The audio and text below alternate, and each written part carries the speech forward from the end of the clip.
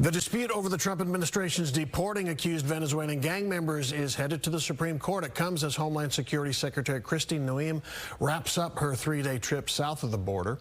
Fox's Connor Hansen has more tonight. We're getting rid of some of the worst criminals in the world. A federal judge extended his restraining order against the Trump administration using the Alien Enemies Act to deport Venezuelan migrants.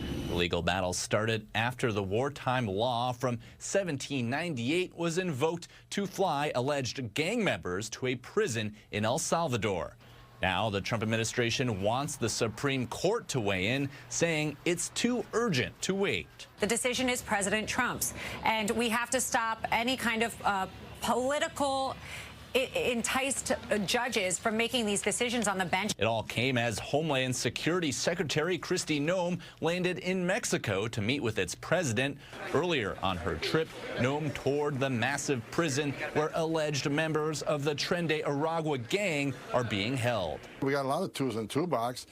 El Salvador prison's one. We got Gitmo. We got other countries. So for those countries who push back on taking their criminal nationals back, we'll send them to another country. Democrats argue the deportation flights lacked due process and say not all of the people involved were gang members. These deportations that appear to involve, in several instances, American citizens or legal permanent residents have been challenged in court and will continue to be challenged in court. That federal judge extended his restraining order on the Alien Enemies Act deportations until April 12th.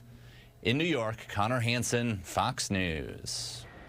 Vice President J.D. Vance pushed for Greenland's independence from Denmark in an overseas visit. His visit there comes as the U.S. eyes the Danish territory for strategic and military purposes. President Trump, in fact, suggesting the U.S. should have control over Greenland. The government of Greenland did not invite the vice president or his delegation, and it officially opposes any U.S. intervention. Parts of the trip, in fact, were canceled because of potential protests. Vice President Vance addressed U.S. troops, saying Arctic security is a major focus.